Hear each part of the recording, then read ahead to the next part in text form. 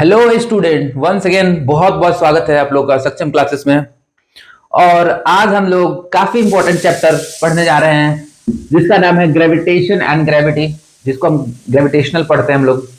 ये आपके exam point of view से काफी इंपॉर्टेंट हो जाता है और अगर एक क्वेश्चन आपका आता है तो यहां से आप लोग पक्का इस लेक्चर के बाद आप लोग उसको आसानी से ग्रैब कर पाओगे। तो आपको बस इस लेक्चर को ध्यान देना है। बस एक ही लेक्चर में आप लोग का ये चैप्टर है उसको फिनिश करूंगा और क्या करूंगा कि इसके अगले लेक्चर में एक छोटा सा सेशन लेंगे। उसमें क्या करेंगे आपका कि जो इसका न्यूमेरिकल या फिर कुछ क्वेश्चन जो प्रीवियस ईयर क्वेश्चन है वो करेंगे। खास करके ये जैसे कि आपका काफी डीप आता है, जैसे बीपीएससी एग्जाम हो गया, आपका यूपीपीएससी का एग्जाम हो गया, और साथ में आपका अभी आपका जो रेलवे का एग्जाम है जैसे आरआरबी जेई जूनियर इंजीनियर का, उसमें ये बहुत ही महत्वपूर्ण चैप्टर हो जाता है। तो इसको हम लोग को अच्छे से पढ़ना है, ठीक है। तो स्टार्ट करते हैं हम आज का अपना सेशन।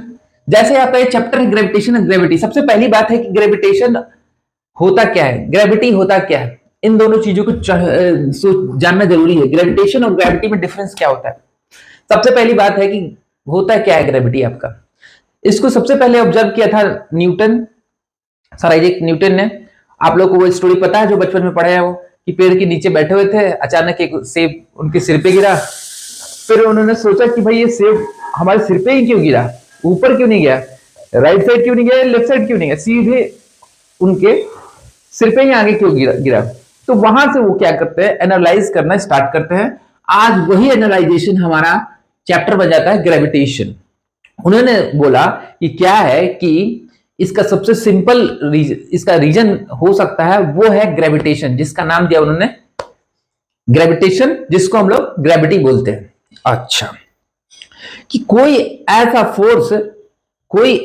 फोर्स होता है कोई भी बॉडी का, उनके अनुसार कोई भी बॉडी का एक उसका खुद का एक अट्रैक्शन फोर्स होता है जो उस बॉडी को अट्रैक्ट करता है। ये आपका जैसे कि बॉल और अर्थ सरफेस का हो सकता है, प्लेनेट का हो सकता है, अर्थ और मून का हो सकता है, मून और सन का हो सकता है, सन और जुपिटर का हो सकता है। तो वो डिफरेंट यहीं से स्टार्ट होके एनालाइजेशन जो एनालाइज है उसको हम लोग करेंगे। सबसे पहली बात कि आपका ग्रेविटेशन होता क्या है। ये एक तरह का एट्रैक्टिव फोर्स होता है।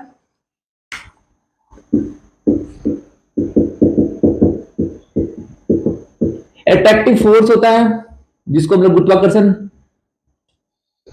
अट्रैक्टिव फोर्स होता है। सब कोई भी बॉडी का, कोई भी आपका प्लेनेट हो या कुछ भी हो, उसका खुद का एक क्या होता है कि अट्रैक्टिव फोर्स होता है, और उस फोर्स को हम लोग बोलते हैं ग्रेविटी, ठीक है। बहुत बढ़िया। और मान के चलो कि ये आपका ग्रेविटेशन क्या होता है। पहली बात, सन का एक अपना ग्रेविटी होगा, मून का अपना ग्रेविटी होगा। अच्छा चलो क्या करते हैं, सबसे पहले हम लोग ग्रेविटेशन और ग्रेविटी को अच्छे समझते हैं। ग्रेविटेशन होता क्या है आपका, ग्रेविटेशन क्या होता है, ठीक है, और ग्रेविटी क्या होता है, यहीं पर हम लोग इसको समझते हैं।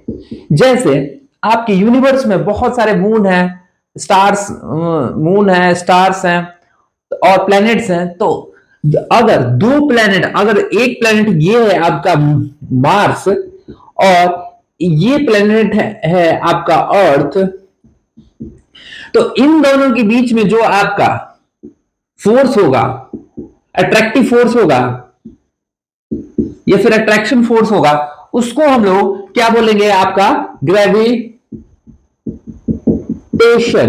मतलब कि दो प्लैनेट या फिर दो अर्थ के आउटर सरफेस के प्लैनेट के बीच में जो आपका अट्रैक्शन फोर्स होगा उसको हम लोग ग्रेविटेशन बोलेंगे। अच्छा, ग्रेविटी क्या बोलेंगे, ग्रेविटी बोलेंगे हम लोग कि एक तो आपका अर्थ हो गया, अर्थ, और एक आपका हो गया, ये देखो ये अर्थ है, ये अर्थ हो गया, और एक कोई भी आपका सर्फेस नियर अर्थ सरफेस हो, कोई भी या फिर ह्यूमन हो, आदमी हो, हम मेरे और अर्थ सरफेस के बीच में जो अट्रैक्टिव फोर्स होगा उसको हम लोग ग्रेविटी बोलेंगे। मान लो कि क्रिकेट बॉल को ऊपर की ओर फेंक रहे हैं, वो वापस लौट के आ रहा है, तो वो क्या है, क्या ग्रेविटी के कारण आ रहा है, क्योंकि वो अर्थ सरफेस के कारण ही हो रहा है। तो ये क्या, इसको बोलेंगे हम लोग ग्रेविटी। ग्रेविटी मतलब बात क्लियर है कि अर्थ के आउटर सरफेस जैसे कि मून मून छोड़ो हटाओ, जुपिटर और एक मार्स है, इन दोनों के बीच का अट्रैक्शन फोर्स होगा, उसको हम लोग बोलेंगे क्या, उसको बोलेंगे ग्रेविटेशन। और अर्थ और मून के केस में बोलेंगे हम लोग कि अपना जो है ये ग्रेविटी है, या फिर ये आपका मार्कर है, और ये नीचे आपका जो पैर जिससे लगा हुआ है वो आपका अर्थ सरफेस है। इन दोनों के बीच में जो अट्रैक्शन फोर्स होगा उसको हम लोग ग्रेविटी बोलेंगे। जनरली इसको हम लोग डिनोट करते हैं जी से, जिसका वैल्यू होता है 9.8 मीटर पर सेकेंड स्क्वायर। इसको आप लोग ध्यान देना। चलो और भी डिटेल्स पे में हम लोग इसको करेंगे, आप इसको अच्छे से समझ जाओगे, फिर उसके बाद आपको कोई भी प्रॉब्लम नहीं होगा कोई भी क्वेश्चन बनाने में।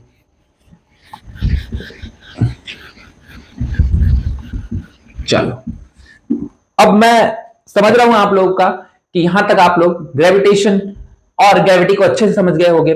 अब बात आती है कि इसका फोर्स क्या होता है। जैसे एक बात ध्यान रखना आप लोग कि मैंने आप लोगों को डिफरेंट टाइप ऑफ फोर्स बताया था। मैंने इंटरमोलिकुलर फोर्स बताया था जो केमिस्ट्री में यूज होता है, आपका फ्रिक्शनल फोर्स होता है, स्लाइडिंग फोर्स होता है, वो मैंने एक एक करके लॉज ऑफ मोशंस में आप लोगों को मैं बताया था। तो ध्यान वहां पर मैं बताया था कि आपका ग्रेविटेशनल फोर्स भी होता है। तो ग्रेविटेशनल फोर्स जो होता है आपका सबसे वीकेस्ट फोर्स होता है। Weakest force among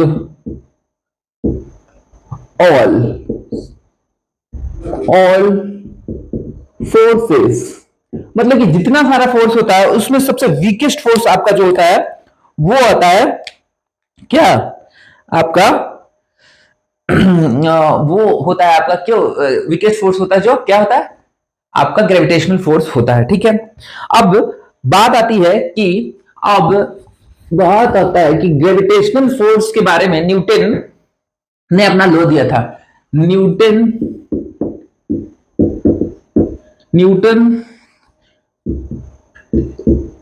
law of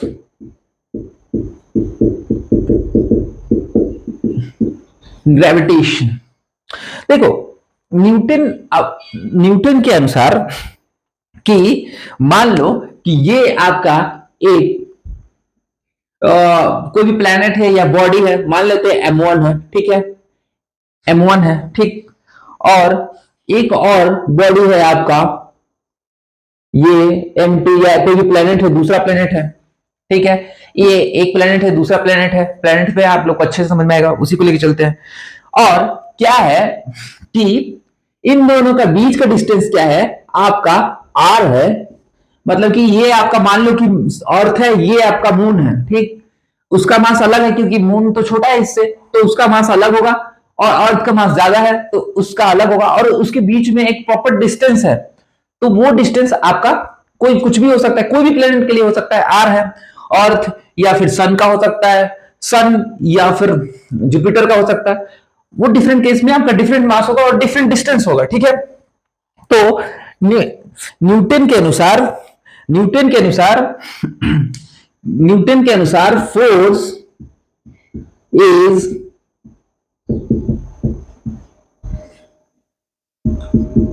directly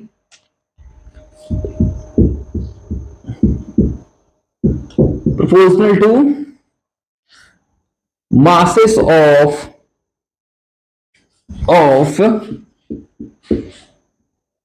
two body। ठीक है, masses of two body and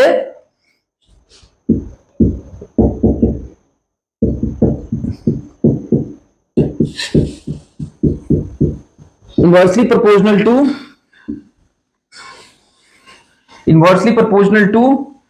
square of distance between them। मतलब कि क्या है आपका न्यूटन के अनुसार कि फोर्स जो आपका होता है इन दोनों के बीच में, फोर्स कौन सा फोर्स, ग्रेविटेशनल फोर्स, क्योंकि देखो ये प्लेनेट डिफरेंट है, अर्थ एक है और एक और कोई प्लेनेट है। और ग्रेविटी क्या होता है, जो आपका अर्थ के सरफेस के नियर के बीच में दो बॉडी के बीच में जो अट्रैक्शन फोर्स होता है उसको हम लोग ग्रेविटी बोलते हैं। यहां पर क्या है आपका ग्रेविटेशनल फोर्स है, क्योंकि दो डिफरेंट प्लैनेट्स हैं। तो इनके अनुसार फोर्स जो आपका होता है, आपका फोर्स जो होता है M1, फोर्स जो होता है आपका डायरेक्टली प्रोपोर्शनल टू क्या होता है, M1 M2, ठीक है, अपॉन आर स्क्वायर, मतलब कि directly proportional to masses of two body and inversely proportional.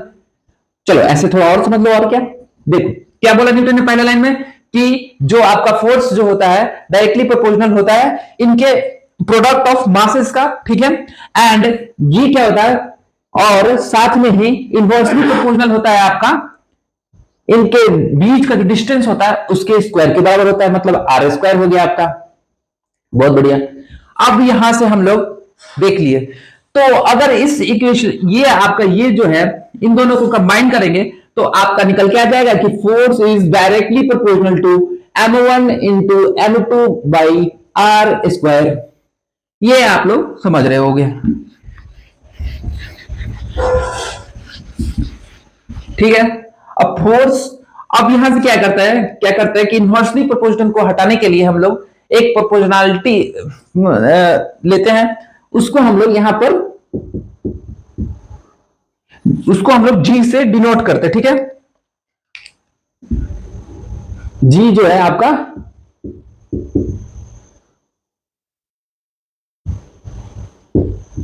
Constant है।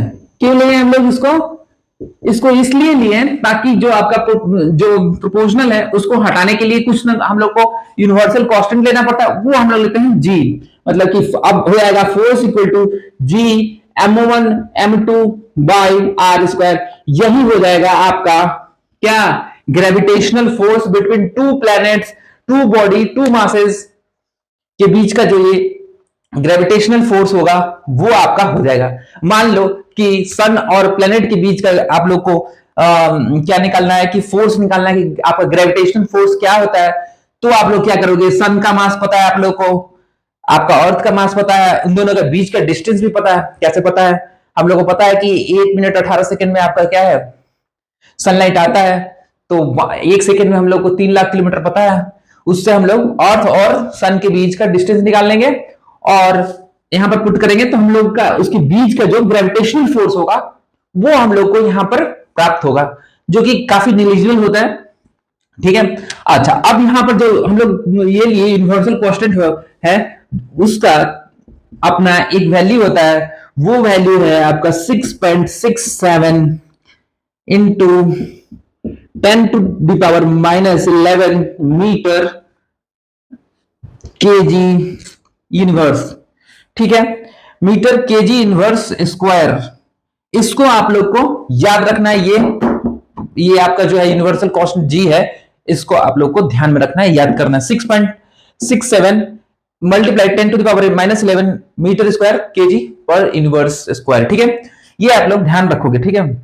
अच्छा, ग्रेविटी आप लोग को बता चुके हम लोग, ग्रेविटी क्या बोला मैंने,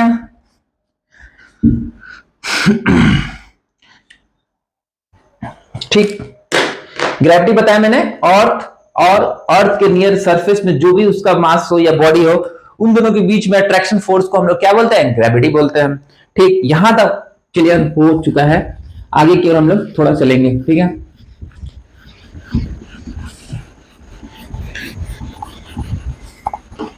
ठीक है,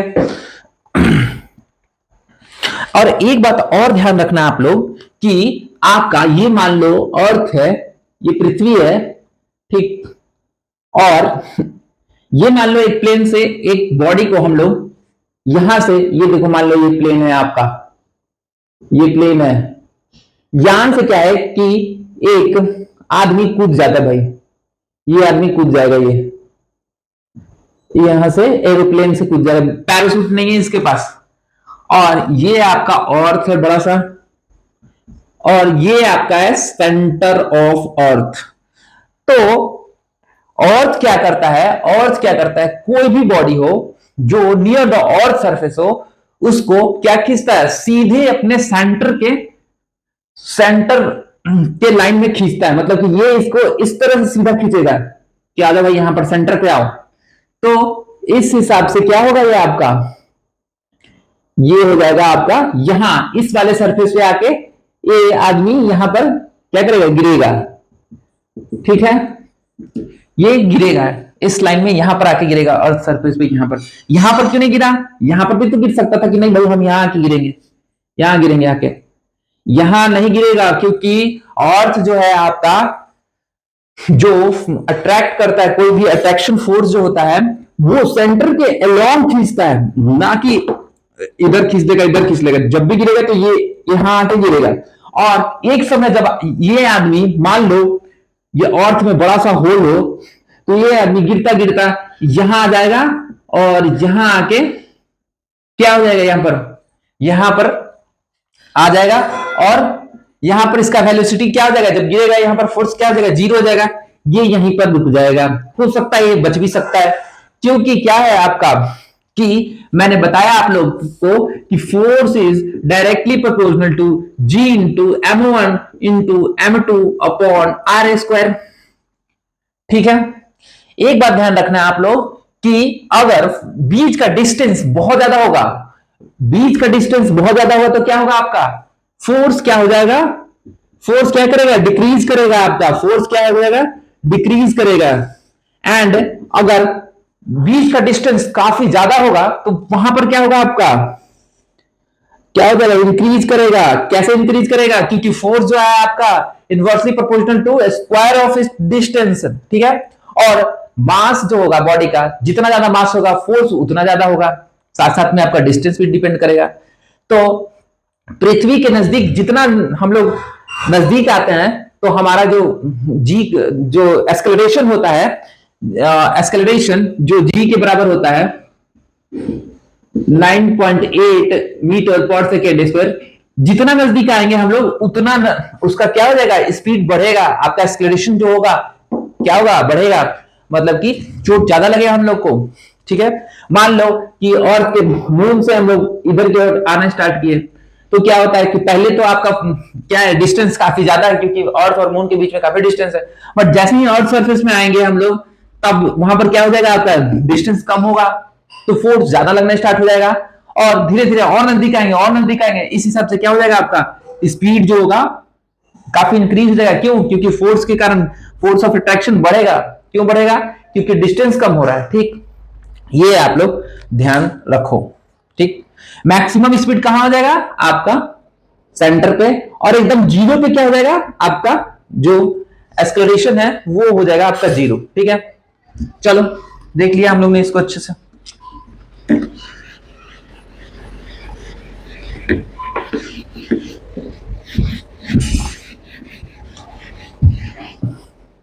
अच्छा,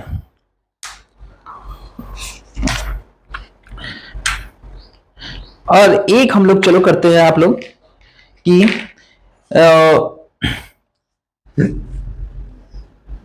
एक मिनट, थोड़ा सा हम लोग देखेंगे relation between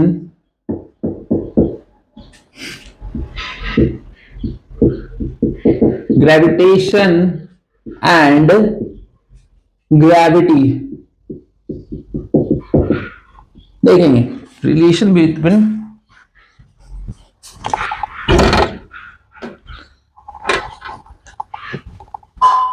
gravitation and gravity. ठीक है, क्या बोला था मैंने, ग्रेविटेशन कांस्टेंट आपका जी होता है और ग्रेविटी जी होता है। ठीक, इन दोनों के बीच में हम लोग रिलेशन को देखेंगे। अब हम लोग को पता है कि जो आपका फोर्स जो होता है जी इंटू M1 गुना M2 अपॉन R²। ठीक है, ओके। और आपका मान लो कि ये अर्थ सरफेस ये है आपका। ठीक है, तो इस केस में आपका जो मान लो कि ये कोई बॉडी है तो इस केस में आपका जो आपका जो फोर्स जो होगा ये ग्रेविटेशनल फोर्स क्या हो जाएगा m इंटू जी, आपका जो फोर्स जो होगा F, क्यों जो वेट होगा वही आपका फोर्स होगा। मान लो कि ये बॉल है, तो ये बॉल है, तो बॉल पे अगर बॉल का जो वेट होगा, मान लो कि हम ही लोग हैं इंसान, हम लोग वेट करते हैं, तो मास तो आपका होता ही है और साथ में ग्रेविटी भी होता है, तो वही आपका क्या हो जाता है कि नॉर्मल फोर्स, मतलब कि फोर्स जो आपका होता है एम इंटू जी होता है, आपका मास जो है और वो जी हो जाएगा। ठीक है, और ठीक, और ये आपका है प्लेनेट, ये तो एक बॉल हो गया आपका, ठीक, और ये एम ई मास ऑफ अर्थ हो गया आपका, मास ऑफ अर्थ हो गया ये। ठीक, अब इन दोनों के बीच में क्या हो जाएगा, अट्रैक्शन फोर्स होगा। तो हम लोग को पता है कि भाई फोर्स जो होता है नियर द सरफेस जो होगा ये आपका हो जाएगा, और मास ऑफ ये मैन कितना है हम लोग का एम है। ठीक, चलो ये हम पर अलग कर देते हैं। फोर्स कितना हो जाएगा जी, और मास हमारा कितना है अर्थ, अर्थ का मास, या फिर बॉल का ले लो एम है, और मास ऑफ अर्थ कितना है उसको एम ही माने हम लोग, और डिस्टेंस कितना है अपना, डिस्टेंस कितना है रेडियस ऑफ अर्थ, ये आपका जो रेडियस है ये है, इसको मान लो R E, radius of earth, ये अर्थ है आपका और ये मास है। ठीक है, अच्छा रेडियस ऑफ अर्थ आपका क्या हो जाएगा आर ई का स्क्वायर, और हम लोग को पता है कि फोर्स ऑन बॉडी जब इसको फ्रीली छोड़ेंगे तो वहां पर क्या हो जाएगा एम इंटू जी, ये क्या दोनों फोर्स इक्वल हो जाएगा, तो जब ये सेकंड ये first, according to first and second क्या हो जाएगा आपका M G equal to small M है इक्वल टू क्या G M small M mass of earth radius of earth का स्क्वायर। यहां से आपका ये क्या हो जाएगा कैंसिल आउट हो जाएगा। ठीक है, अब यहां से कैंसिल आउट हुआ तो आपका जी का वैल्यू क्या आ जाएगा, जी जो हो जाएगा आपका capital G mass of earth into R E square. मतलब कि एक बात तो कंफर्म हो गया, ग्रेविटी जो होगा आपका, ग्रेविटी जो होगा आपका यूनिवर्सल कांस्टेंट जी, और ये एम स्क्वायर ये आर ई स्क्वायर। ठीक है, ये आप लोग समझ गए। अच्छा एक बात आप लोग ध्यान रखना, जो आप लोग यहां से कैलकुलेट कर सकते हो, कैलकुलेट कर सकते हो कि जी का जो वैल्यू आपका आया 9.8 मीटर स्क्वायर कैसे आया, ये यहां से आप लोग इसको निकाल सकते हो। करना क्या है, जी का वैल्यू बताया मैंने 6.7 into 10 to the power 11, 10 to the power minus 11 square होता है जो, वो यहां पर रख दो। मास ऑफ अर्थ हम लोग को मिल जाएगा, पता है हम लोग का मास ऑफ अर्थ कितना होता है, वो यहां पर लिख देंगे। और रेडियस ऑफ अर्थ हम लोग को पता है क्या है, रेडियस ऑफ अर्थ मेरे को पता है 6371 किलोमीटर जो होता है रेडियस ऑफ अर्थ होता है। अब वहां से हम लोग इसका जी का वैल्यू कैलकुलेट करेंगे तो हम लोग को 9.8 या 10 आपको अप्रोक्सीमेटली मिल जाएगा। तो यहां से हम लोग जी का वैल्यू निकाले, जो साइंटिस्ट लोग थे वो यहां से जी का वैल्यू अर्थ का जो ग्रेविटी है वो निकाले थे। हर एक प्लेनेट का अलग अलग ग्रेविटी निकाल सकते हैं, मून का निकाल सकते हैं इस हिसाब से, मास पता है उसका, ग्रेविटेशनल कांस्टेंट हर प्लेनेट के लिए यही लगेगा, उसका प्रॉपर अपना रेडियस होगा, तो यहां से हम लोग इसको ग्रेविटी कैलकुलेट कर लेंगे। हर एक प्लेनेट का अलग अलग निकाल सकते हैं। ठीक है, चले आगे की ओर।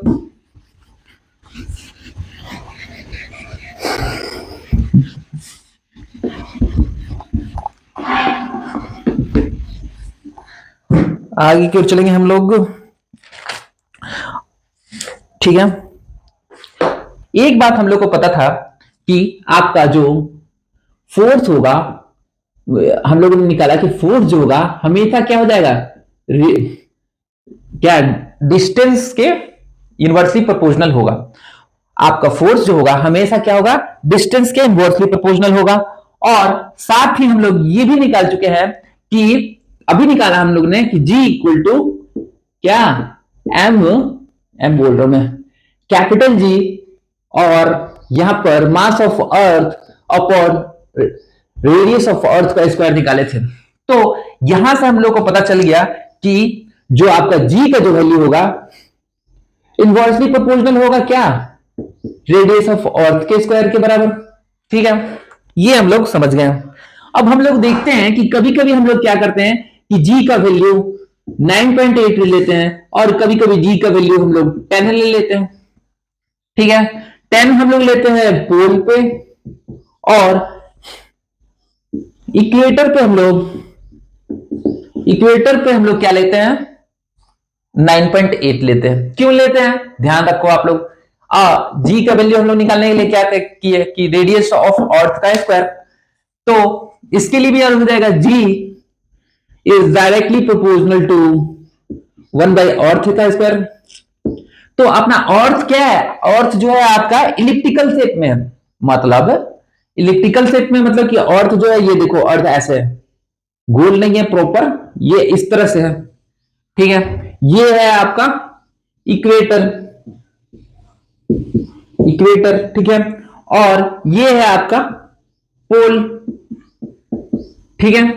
ये है आपका नॉर्थ पोल, ये है आपका साउथ पोल, ठीक, बहुत बढ़िया। और ये इस तरह से रेवोल्यूट कर रहा है, घूम रहा है अपने एक्सेस पे, रोटेट कर रहा है, रेवोल्यूशन नहीं, रोटेट कर रही है अपने एक्सेस पे।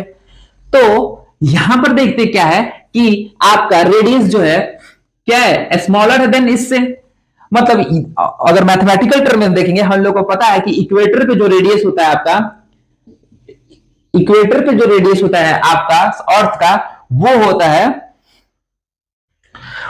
है आपका, वो होता है, एक मिनट हम लोग थोड़ा सा ध्यान रखेंगे इसको कि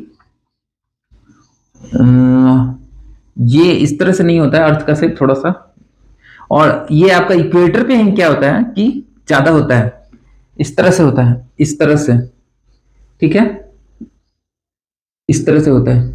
इक्वेटर पे इसका साइज ज्यादा होता है और पोल पे साइज क्या होता है, कम होता है। तो यहां का हम लोग को पता है कि इसका जो होता है 6378 किलोमीटर होता है आपका, क्या ये होता है आपका इक्वेटर पे जो उसका रेडियस होता है अर्थ का, वो होता है। और पोल पे कितना होता है, पोल पे होता है आपका 63 और 57 होता है। और एवरेज जो आपका रेडियस होता है, एवरेज रेडियस जो होता है आपका 6371 किलोमीटर होता है, ठीक है। इतना आपका क्या होता है, आपका एवरेज होता है रेडियस, वो होता है, आप लोग पढ़े होंगे जियोग्राफी में, कोई बात नहीं, बहुत बढ़िया। तो अब हम लोग मैंने आपको बताया था कि जो जी होता है इनवर्सली प्रोपोर्शनल होता है क्या, आपका रेडियस ऑफ अर्थ का स्क्वायर होता है। पर यहां पर हम लोग देखेंगे कि मतलब कि आर का वैल्यू हम लोग बढ़ाएंगे, आर बढ़ेगा, आर का रेडियस बढ़ेगा अर्थ का, तो ग्रेविटी क्या हो जाएगा आपका, ग्रेविटी क्या करेगा, डिक्रीज करेगा, घटेगा ना। और अगर रेडियस घटेगा तो ग्रेविटी क्या होगा, इंक्रीज हो जाएगा, ठीक है। तो यहां पर देखो आप लोग, पोल पे क्या है आपका रेडियस, पोल का जो रेडियस है, पोल पे जो आपका रेडियस ऑफ पोल जो है लेसर देन है क्या, रेडियस ऑन इक्वेटर, मतलब यहां पर आपका क्या है, रेडियस ज्यादा है, और यहां पर आपका रेडियस क्या है, छोटा है।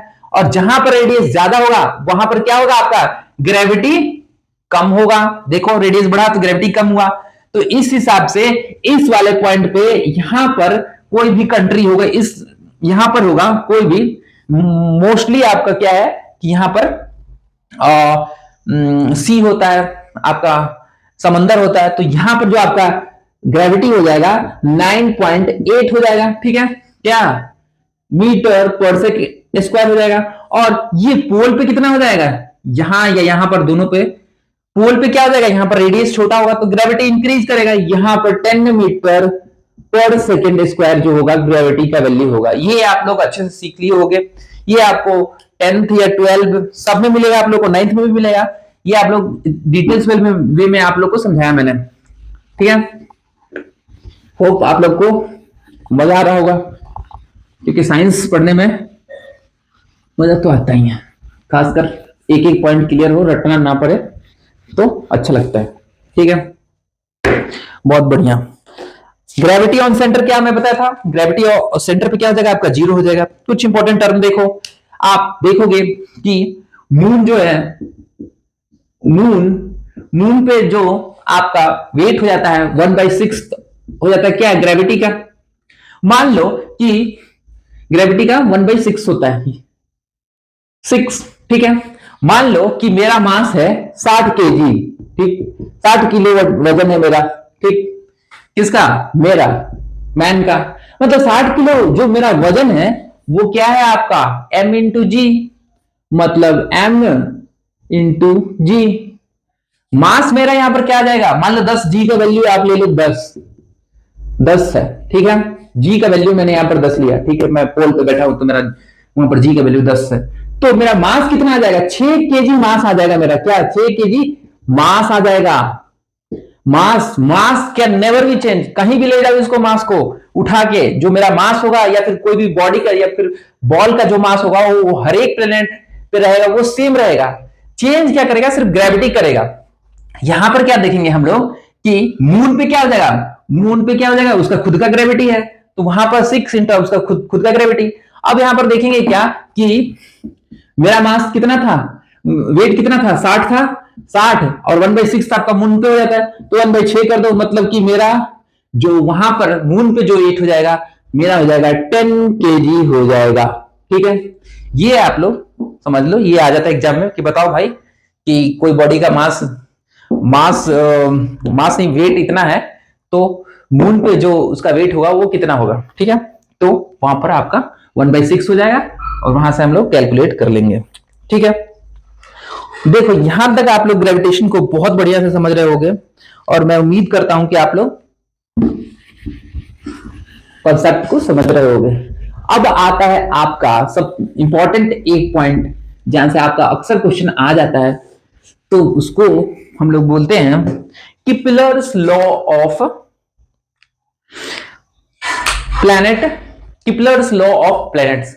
किपलर क्या क्या कि एक अपना अलग से स्टेटमेंट दिया प्लैनेट के रिगार्डिंग्स, कि वो प्लैनेट मूव कैसे करती है, ठीक है।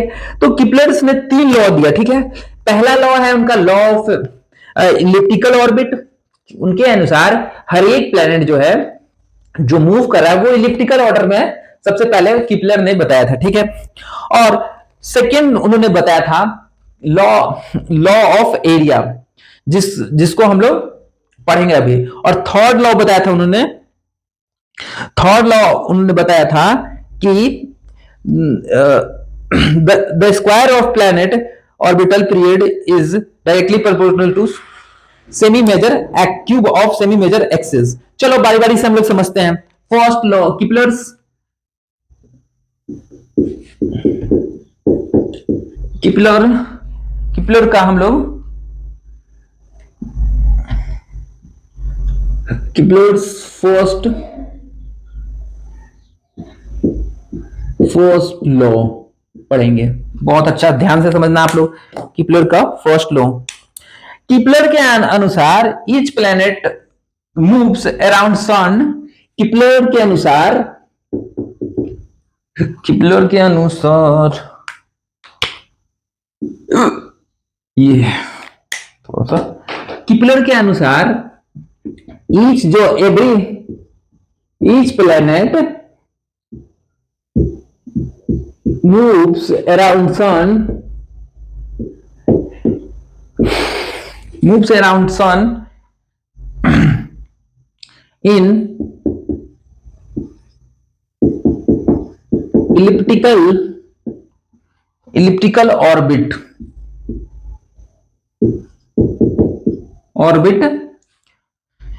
and sun is on one of the focus आप लोगों को समझ में नहीं आ रहा होगा, मैं अभी क्लियर करता हूं। देखिए किपलर्स के अनुसार जो आपका ऐसे, जो मान लो कि ऐसे गोल नहीं घूम रहा है आपका कि हाँ भाई गोल घूम जा, ये सन है, यहां पर अर्थ है और ये है आपका सन, ये गोल नहीं घूम रहा है। मतलब कि सर्कल का मतलब क्या है कि यहां भी डिस्टेंस आर, यहां भी डिस्टेंस आर, यहां भी डिस्टेंस आर, तो ये गोल नहीं घूम रहा है। किपलर के अनुसार जो आपका अर्थ है, सन के चारों तरफ जो चक्कर लगा रहा है वो लगा रहा है आपका इलिप्टिकल ऑर्डर में। इलिप्स पढ़े होंगे आप लोग, नहीं पढ़े कोई बात नहीं, अभी बताता मैं। इलिप्स देखो इस तरह से होता है, इलिप्स इस तरह से होता है, गोल नहीं हुआ, करते हैं थोड़ा और, 1 मिनट, चलो इसको अभी करता मैं। ये पहले एक्सेस बना लेते हैं हम लोग इसको, ठीक है। ये है आपका एक्सिस, ये है इस तरह से, ये है आपका इस तरह से, ये गोल है, और ये है आपका इस तरह से, ये है आपका इस तरह से, ये इलिप्स के फॉर्म में होता है। ये आपका क्या है, सेंटर है, ठीक। अब यहां पर सेंटर वेंटर नहीं होगा, ठीक है, ध्यान रखना आप लोग। अब क्या है कि इलिप्स जो होता है उसका दो फोकस या दो फोकाई होता है, जिसको हम लोग बोलते हैं फोकस या फोकाई। यहां पर मान लो ये एक फोकाई होता है या फोकस इसको बोल सकते हो, ये आपका एक दो पॉइंट होता है, वो आपका फोकस होता है इलिप्स का। और इलिप्स इलिप्स जो होता है आपका, उसमें ई का वैल्यू 1 होता है, छोड़ो वो, उससे मेरे को लेना देना नहीं है, वहां उसका कोई काम नहीं है अभी फिलहाल। अब यहां पर क्या है कि इन्होंने बताया कि जो आपका अर्थ है सन का चारों तरफ क्या है, इलिप्टिकल ऑर्डर में चक्कर लगाता है। और साथ में ये भी बोला कि एक फोकस में क्या है आपका, सन है। मतलब कि यहां पर जो है आपका क्या है, ये है आपका सन, एक फोकस पे है। अब क्या है कि जब ये एक फोकस पे है और साथ में अर्थ जो है इस ऑर्बिट पे क्या कर रहा है, चक्कर लगा रहा है, ठीक है। यहां चारों तरफ ये यहां पर आ जाता है साल दर साल दिन में, 365 दिन में आपका 365 दिन और 6 आवर में क्या है आपका चक्कर, एक कंप्लीट चक्कर अर्थ जो है सन का लगा लेता है, ठीक है। ओके, और इनके अनुसार मान लो कि एक प्रॉपर डिस्टेंस होगा, ये हो जाएगा आपका, यहां से एक डिस्टेंस हो जाएगा, मान लो कि अर्थ यहां पर है तो ये हो जाएगा आपका ये, ठीक है। इस पॉइंट से ये, इस फोकस से बीच का डिस्टेंस आपका ये, और इस फोकस से अर्थ का डिस्टेंस क्या, अर्थ, और इस फोकस पे क्या है आपका सन है। तो मान लो कि ये लेंथ आपका L2 है और ये L1 है, ठीक है। ओके, बहुत बढ़िया। अब क्या है कि सन जो है, अब इस बार क्या है आपका अर्थ यहां पर आ गया, पहले यहां था, अब यहां पर आ गया। अब इस केस में क्या होगा, ये जो होगा यहां पर हो जाएगा, इस फोकस से अर्थ का दूरी ये हो जाएगा, और यहां से ये हो जाएगा, ये मान लो L3 है और ये L4 है। तो आपका किपलर फर्स्ट लॉ के अनुसार जो distance between the earth foci होगा, सम होगा, वो इक्वल हो जाएगा, मतलब कि L1 plus L2 equal to L3 plus L4। यही किपलर ने बताया था। बस आप लोगों को ध्यान रखना है, एग्जाम में ये आएगा नहीं, फिर भी मैं आप लोगों को समझाने के लिए बताया। ये क्या होगा, इसके बराबर होगा, ठीक है। बहुत बढ़िया। अच्छा, किपलर सेकंड लॉ हम देखेंगे अब। ये आपका किपलर का फर्स्ट लॉ था।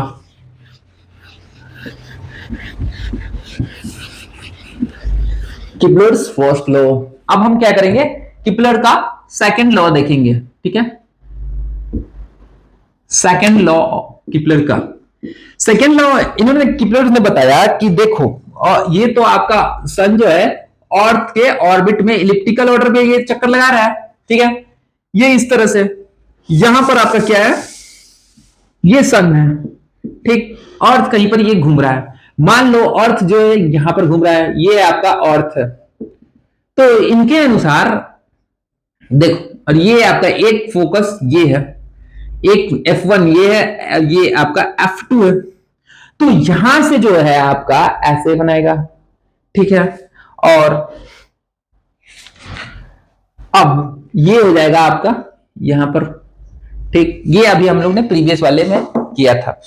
तो किपलर्स के अनुसार अब क्या है कि यहां से 30 दिन के बाद, 30 डेज के बाद क्या होगा, आपका अर्थ जो है यहां पर आ जाएगा, अर्थ 30 दिन के बाद घूमते घूमते यहां आ जाएगा।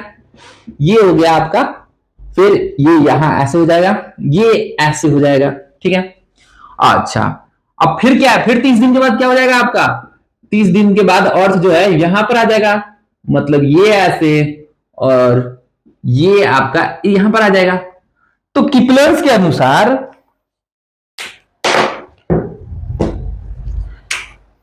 किपलर्स के अनुसार आपका ये जो एरिया है, ये एरिया जो है, मतलब कि 30 दिन में यहां पर आया तो अगले 30 दिन में ये यहां पर आया, ये दोनों क्या है, इक्वल हो जाता है। मतलब कि ये मान लो एरिया A1 है, ये A2 है एरिया, तो A1 एरिया जो हो जाएगा आपका इक्वल टू A2 एरिया। ठीक है, यही इन्होंने बताया था कि अगर अर्थ जो है अपना पोजीशन चेंज करता है at particular same time of period, that condition the area cover by the two different points equal हो जाएगा वहां पर। तो मतलब कि A1 जो हो जाएगा A2 के इक्वल हो जाएगा, क्या इसका एरिया हो जाएगा।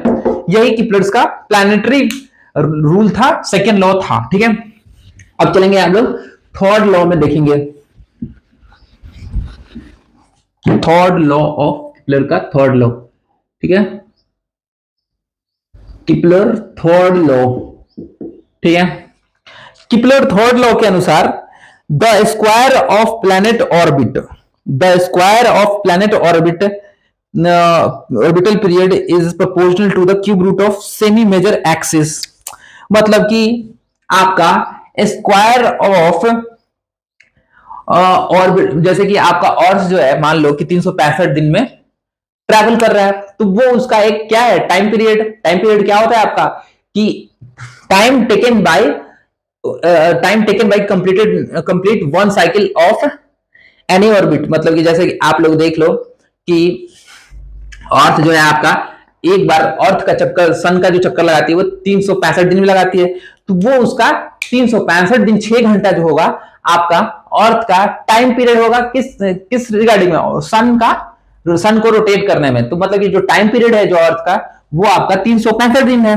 ठीक है, तो किपलर्स के अनुसार जो मतलब कि ये देखो आपका सन है, ये जो है ऐसे अर्थ जो है इसके चारों तरफ चक्कर लगा रही है धरती। ठीक, तो जो ऑर्बिटल जो पीरियड है, मान लो इसको लगाने में आपका एक चक्कर लगाने में पर्टिकुलर टाइम लग रहा है, मान लो उसको टी है। ठीक, तो ये टी क्या हो जाएगा आपका टाइम पीरियड हो जाएगा। तो इनके अनुसार जो टाइम पीरियड का स्क्वायर जो है होता है वो होता है directly proportional to cube of semi major axis. Cube of semi major axis, semi major axis क्या है, मैंने बताया था कि फोकस जो होता है, फोकस यहां पर मैंने बताया था कि ये देखो ये है आपका इलिप्स, यहां पर ये आपका F1, ये F2 और ये यहां पर अर्थ है। तो सेमी क्या बोल रहा है कि सेमी मेजर एक्सिस, ये आपका सेमी मेजर एक्सिस हो गया ये आपका। तो उनके बीच का डिस्टेंस जो हो जाएगा अपना क्या हो जाएगा, उसका क्यूब हो जाएगा। मतलब कि ए है तो एक क्यूब हो जाएगा। ठीक है, तो ये जब हो जाएगा तो टी स्क्वायर जो हो जाएगा आपका के ए क्यूब हो जाएगा। के ए क्यूब, के क्या है यहां पर, ये है universal constant, universal constant, universal constant हम लोग के को लेके यहां पर आए। अब इसी तरह इसी कारण क्या होता है आपका कि अर्थ जो आपका जो है 365 दिन में एक चक्कर लगाता है।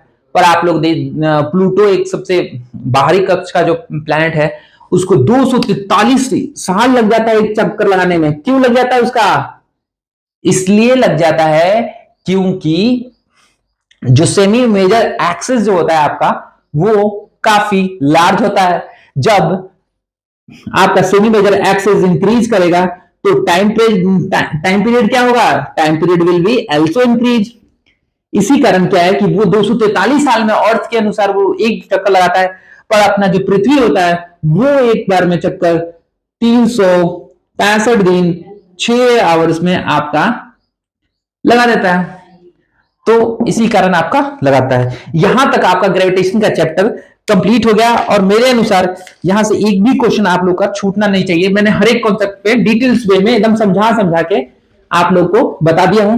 ठीक है, या तो आप 9th क्लास के हो या फिर जनरल कंपटीशन जैसे बीपीएससी यूपीएससी जहां पर साइंस का एक अच्छा खासा क्वेश्चन होता है, तो वहां पर क्या होता है कि आपका डीप में क्वेश्चन पूछना स्टार्ट कर देता है। तो वहां से क्या है, आप लोग इस लेक्चर को देख लोगे तो आप लोग इसको बना लोगे। ठीक है, तो ये हो गया आपका ग्रेविटेशन यहां पर फिनिश। साथ में थोड़ा सा हम लोग देख लेते हैं कि पेंडुलम, सिंपल पेंडुलम क्या होता है। सिंपल छोटा सा देख लो, यहां से भी क्वेश्चन आता है इसलिए इसको हम लोग यहीं पर पढ़ते हैं। क्योंकि देखो सिंपल पेंडुलम जिसको हम लोग क्या बोलते हैं, सरल दोलक, लोलक नहीं, सरल दोलक ही बोलते हैं आई थिंक, दोलक सरल दोलक, सरल दोलक ही बोलते हैं, ठीक है। सिंपल पेंडुलम जी है, सिंपल जो पेंडुलम है वो आपका ग्रेविटी पे ही डिपेंड करता है। और एक बात थोड़ा सा मैं आप लोग बता दूं कि ग्रेविटी जितना ज्यादा होगा आपका क्या है, उतना ज्यादा आपका क्या होगा, फ्रीक्वेंसी होगा। जितना ज्यादा ग्रेविटी होगा उतना ज्यादा आपका फ्रीक्वेंसी होगा। चलो अभी देख लेते हैं हम लोग। मान लो कि सिंपल पेंडुलम आप लोग पढ़े होंगे, मान लो कि ये आपका एक स्ट्रिंग है टूटी, ठीक, यहां से हम लोग एक बॉल को यहां पर बांध देते हैं, या फिर आप लोग टिक टिक वाली घड़ी होगा वो पढ़े देखे होंगे। अब क्या है कि एक आदमी इसको क्या करता है और डिस्टर्ब कर देता है।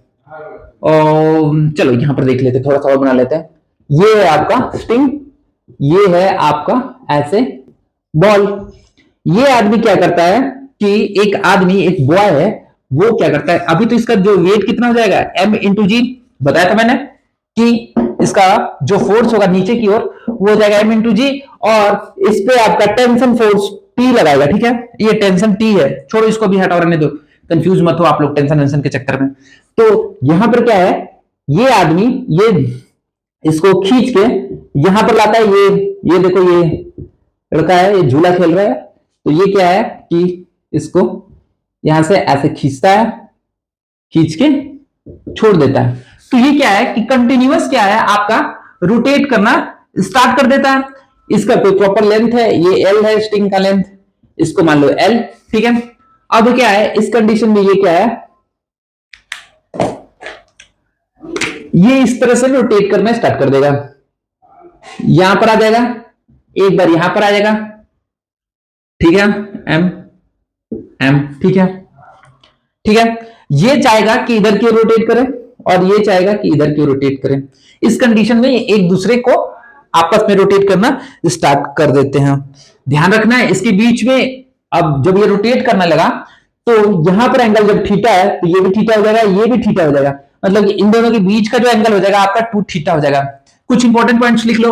m जो होता है आपका मास होता है, L है ये लेंथ है, लेंथ रस्सी का लेंथ है, लेंथ ऑफ स्ट्रिंग, ठीक है, और g जो है आपका ग्रेविटी है, acceleration due to gravity,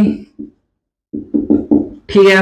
okay, यहां तक हम लोग इसको समझ रहे हैं। ध्यान रखना जो हम लोग रस्सी का जो लेंथ है वो हम लोग निग्लिजिबल ले रहे हैं। मान लो कि आपका वजन ही 70-80 किलो है और झूला झूल रहे हो आप लोग, तो रस्सी का वजन मान के चलो कि 50 ग्राम होगा, तो वो उसको हम लोग निग्लिजिबल लेके चलते हैं कि हाँ भाई वो क्या है कि उसको निग्लेक्ट करके चलते हैं। वेट तो होगा प्रॉपर वेट रस्सी का, पर हम लोग उसको 0 लेके चलते हैं, ठीक है। ओके, तो आपका इस कंडीशन में टाइम पीरियड होता है, जो टाइम पीरियड जो होता है, टाइम पीरियड मैंने अभी थोड़ी देर पहले मैंने बताया था वहां पर कि टाइम पीरियड उसको बोलेंगे जो एक कंप्लीट चक्कर लगाए एक पर्टिकुलर एक्सिस में। तो टाइम पीरियड हो जाएगा आपका टाइम बटा में नंबर ऑफ क्या साइकिल। एक साइकिल लगाने में जितना टाइम लगा वही आपका क्या हो गया, आपका टाइम पीरियड हो गया। और फ्रीक्वेंसी एक होता है, फ्रीक्वेंसी क्या होता है आपका 1 बटा में टाइम पीरियड, ठीक है। और ये होता है आपका फ्रीक्वेंसी जो होता है 1 बटा में टाइम पीरियड होता है, ये वाला सा टाइम पीरियड। और फ्रीक्वेंसी होता है 1 सेकेंड में नंबर ऑफ क्या साइकिल, मतलब कि 1 सेकेंड में ऐसे ऐसे ऐसे कर कितना बार घुमा वही आपका फ्रीक्वेंसी हो गया, ठीक है। इसको आगे आप लोग डिटेल्स में आप लोग पढ़ोगे। ये आपका जो फ्रीक्वेंसी होता है ये होता है आपका, इसको हॉटेज में हम लोग बोलते हैं, ठीक। इसका एसआई यूनिट जो होता है फ्रीक्वेंसी का क्या होता है, हॉटेज होता है, ठीक है, ठीक। तो फ्रीक्वेंसी क्या होता है, 1 सेकेंड में नंबर ऑफ साइकिल कंप्लीट करता है वही होता है। और टाइम पीरियड क्या होता है आपका, टाइम पीरियड होता है time taken to complete 1 cycle, ठीक। तो यहां पर आपका जो टाइम पीरियड का फॉर्मूला आता है, याद रखना, ड्राइव नहीं करना है, क्योंकि आप लोग को जनरल साइंस में बस आप लोग को इतना ही पढ़ना है। ड्राइव जो करना है आप लोग को, जैसे कि जेई नीट 12th क्लास में 11th क्लास में आप लोग को पढ़ना है। तो ये हो जाता है आपका 2 पाई रूट अंडर एल बटा में जी। ठीक है, मतलब टाइम पीरियड जो है आपका, और यहां पर जी का जो वैल्यू है आपका 9.8 मीटर पर सेकेंड स्क्वायर। ठीक है, मतलब 3-4 बात हम लोग का यहां पर क्लियर हो गया कि देखो भाई ऐसा है,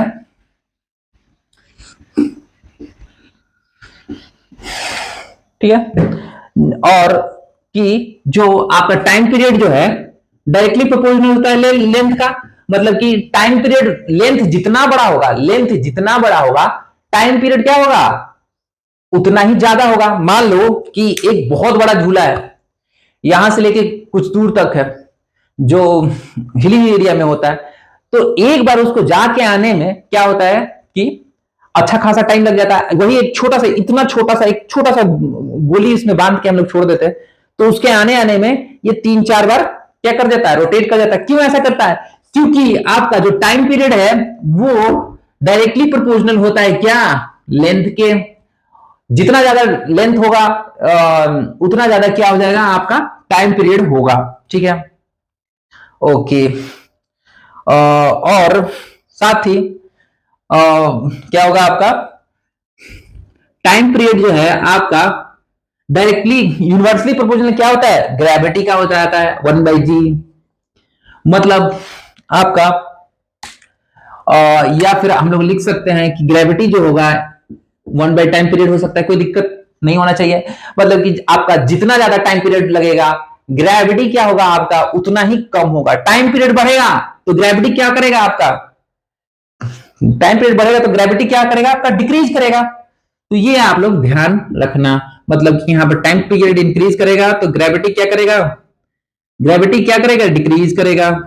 यहां पर क्या कंडीशन आ जाएगा, टाइम ग्रेविटी इंक्रीज करेगी तो टाइम पीरियड क्या करेगा, डिक्रीज करेगी। ठीक है, समझ में ये आ गया होगा आप लोग का, आप लोग को।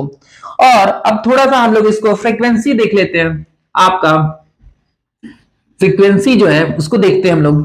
फ्रीक्वेंसी जो होता है आपका, फ्रीक्वेंसी होता है एफ जो होता है 1 बाई टाइम पीरियड होता है। चलो दिखाते हैं हम लोग। टाइम पीरियड बराबर क्या होता है, 1 बाई फ्रीक्वेंसी, मैंने बताया। और फ्रीक्वेंसी क्या हो जाएगा, 1 बाई टाइम पीरियड। ठीक है, अच्छा 1 बाई टाइम पीरियड का फॉर्मूला अभी मैंने नहीं बताया आप लोग को, ये यहां पर पुट कर दो। ये हो जाएगा आपका, क्या हो जाएगा आपका फ्रीक्वेंसी जो होगा, रख दो भाई यहां पर 2 पाई, ये हो जाएगा एल अपॉन जी। ठीक है, ओके। और जब ये हो जाएगा यहां पर, तो फ्रीक्वेंसी क्या हो जाएगा आपका 1/2 पाई, और साथ में आपका ये हो जाएगा √g/L। यहां पर क्या होगा कि फ्रीक्वेंसी जो होगा आपका डायरेक्टली प्रोपोर्शनल क्या हो जाएगा, ग्रेविटी के बराबर हो जाएगा, ग्रेविटी हो जाएगा। और 1 मिनट,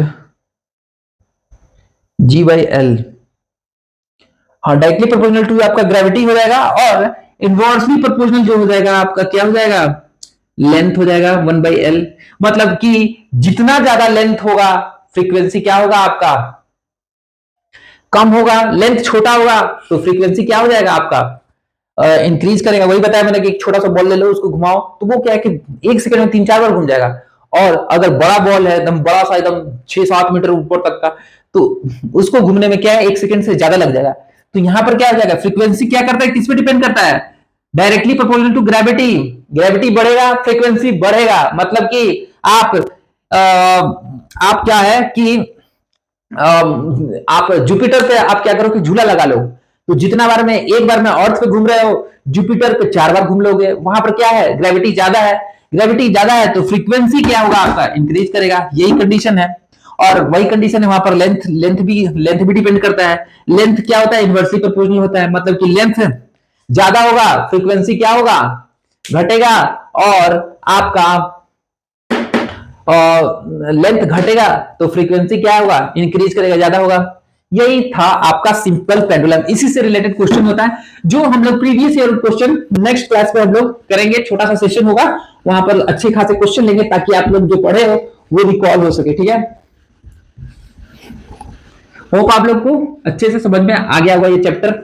बस इतना ही हम लोग को पढ़ना है जनरल साइंस के अकॉर्डिंग, ठीक है।